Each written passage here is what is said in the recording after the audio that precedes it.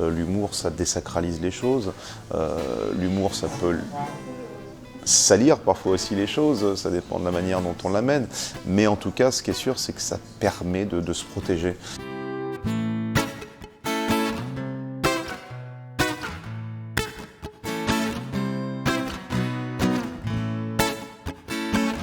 Il y a eu une accélération de la révolution dite numérique avec les 2 ans de Covid, avec le télétravail, les écrans prennent de plus en plus de place. La fréquentation des lieux culturels a été aussi en berne. On consomme sur les écrans, on fait tout sur les écrans. Et c'est vrai que pour les gens qui sont nés avant la révolution numérique, qui n'ont pas grandi en tout cas avec les téléphones, etc., on a tous pris un petit coup de vieux, parce que je crois que ce mode de fonctionnement accélère un peu tout. Et c'est pour ça que j'ai cette formule où je dis qu'à bientôt 45 ans, je me sens plus proche d'un vieil homme de 90 en EHPAD que d'un jeune de 20. C'est la raison pour laquelle j'ai appelé le spectacle Adieu hier. C'est pas passéiste, c'est pas non plus d'ailleurs nostalgique, c'est montrer quand même qu'on est en train réellement de changer d'époque. J'ai toujours eu un regard décalé sur les choses, l'envie. Alors, est-ce que c'est un besoin de prendre du recul? Est-ce que c'est un besoin de fuir la réalité? Est-ce que c'est une mauvaise manie de gamin? J'en sais rien, mais en tout cas, oui, c'est une façon de ne pas affronter aussi la réalité, il faut le dire. L'humour, ça désacralise les choses. L'humour, ça peut salir parfois aussi les choses, ça dépend de la manière dont on l'amène. Mais en tout cas, ce qui est sûr, c'est que ça permet de se protéger. Et peut-être que pour moi, c'est une forme de protection aussi, avec des sujets qui sont parfois effectivement dans le spectacle graves. Mais puis il y a toujours le challenge, il y a toujours se dire que oui, on peut rire de tout. Il faut voir la manière dont c'est fait, il faut voir devant qui c'est fait, avec qui c'est fait. Mais je crois que c'est un challenge qui est intéressant. Ils veulent faire interdire Dumbo l'éléphant volant. Ils disent, à la fin, t'as 3 corbeaux noirs sur une branche qui chantent le blues. C'est une représentation raciste des Noirs américains de l'époque. C'est vrai. Mais moi, j'ai vu Dumbo au CP, avec que des petits élèves blancs autour de moi. Personne, à la fin du dessin animé, n'est venu me voir en me disant « Ouais, le corbeau, le corbeau !» Alors que le petit Benoît, qui avait les oreilles décollées...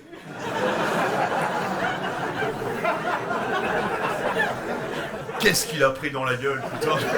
On a été au 3e étage, on était là, saute Benoît, saute.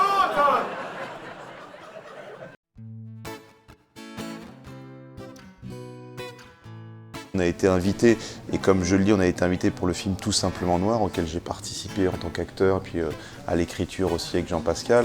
Donc on a été invité parce que le film a été un succès, et puis une façon un peu différente de voir les choses dans ce pays.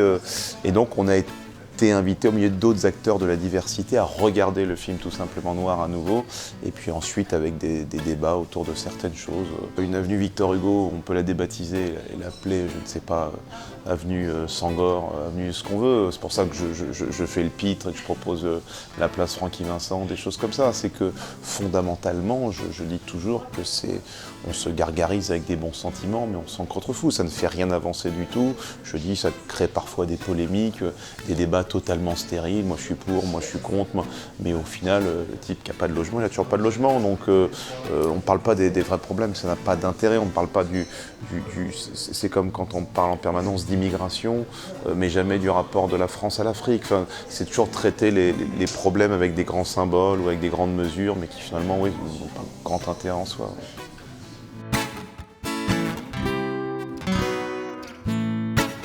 J'ai un père qui est issu du Cameroun, de Douala en particulier, voilà, donc, qui est allé en 74 en Normandie pour ses études dans les années 70, ses études de médecine, et donc qui a rencontré ma mère, qui est un pur produit du pays d'Auge, de la Normandie profonde. Donc effectivement, c'était un mariage un peu contre nature dans les années 70. Et aujourd'hui qui semble totalement banal, effectivement. Voilà, mais moi j'ai bénéficié effectivement de ce qui me permet aujourd'hui d'aborder plein de sujets différents, ce qui me permet aussi, l'humour c'est quelque chose de très socioculturel. J'ai autant fait partie du Jamel Comedy Club, où à l'époque Jamel avait ramené son public, qui était plus un public dit entre guillemets de banlieue, etc., de diversité, tous les termes que je déteste, etc. Mais bon, c'est comme ça qu'on en parle. Et le lendemain au matin d'aller faire de la radio avec Laurent Ruquier, qui a peut-être un public plus France profonde, etc. Donc j'ai jamais de soucis parce que je connais tout ça et j'y suis à l'aise. je me méfie toujours des gens qui se targuent d'une mission, de dire je vais représenter tel peuple, etc., telle religion, telle couleur, telle... D'abord, je m'en méfie toujours, et je pense qu'on est tous le héros de sa vie, et qu'en devenant le héros de sa vie, en tout cas, on peut devenir un symbole, au moins pour ses enfants et pour d'autres. Donc je dis qu'effectivement, mon père qui arrive sans rien de Douala, à part avec quelques livres, et qui devient un gynécologue émérite reconnu par ses pairs, et qui élève ses enfants dans un climat qui est forcément moins délétère aujourd'hui qu'il y a d'abord 50 ans ou 30 ans, mais voilà, c'est une réelle réussite, et qui nous a mis sur des chemins aussi, et qui nous a toujours parlé de l'importance d'être indépendant, d'être libre, et que ça, c'est les études et le travail qu'on fait en amont qui allaient nous permettre de le faire. Donc c'est pour ça que je dis, voilà, évidemment, une fois de plus, on a besoin de symboles, de gens qui représentent les grands militants, mais c'est à chacun d'être le militant de cette cause. Et je dirais que toute personne dite noire, entre guillemets, qui s'en sort et qui s'élève, est un grand militant noir et voilà, et qui ne va pas s'arrêter à sa couleur, qui ne va pas s'enfermer dans sa négritude, est un militant noir en soi. Voilà. Moi, mon père, il nous a toujours élevés en nous disant « ce sera 2 fois plus difficile pour vous ». Parce que effectivement, quand on commence, et puis il y a des gens qui ont moins de réseau, parce que c'est des pays qui sont établis depuis un moment, il faut le comprendre aussi, et que quand on est un nouvel arrivant, on a moins de réseau, on a moins de connaissances, on maîtrise parfois pas totalement la langue, donc c'est 2 fois plus difficile, il faut travailler 2 fois plus. Et je pense que les rapports de force s'équilibrent justement grâce au travail, je pense qu'on s'élève grâce au travail, c'est aussi bête que ça, hein, c'est pas plus compliqué, je pense qu'on s'en sort par le travail, la culture, l'érudition, dans un monde comme celui-ci, et qu'il faut être capable de passer au-dessus de tous les réflexes historiques qu'il y a eu dans le rapport entre les couleurs, entre les gens de divers continents ou autres.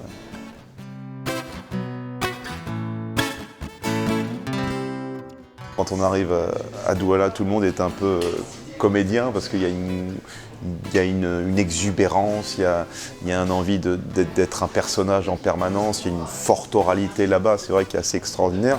Il y a une langue qui est très vivante dans la façon de s'exprimer, etc. Donc est-ce que c'est imprimé dans ma génétique? Je ne sais pas. Je sais que je viens d'une famille qui aime le débat. Et c'est pareil, je me rappelle que ce soit mes oncles, que ce soit toute la famille qui venait du Cameroun, c'est toujours des débats où les déjeuners du dimanche étaient éternels, parce que chacun aimait exprimer son avis avec des mots français très ciblés, etc., avec un goût de l'oralité, un goût de la sémantique, etc. Donc oui, j'ai un goût de la prise de parole, certes, qui vient de mon éducation, et certainement que ça en fait partie, tout à fait.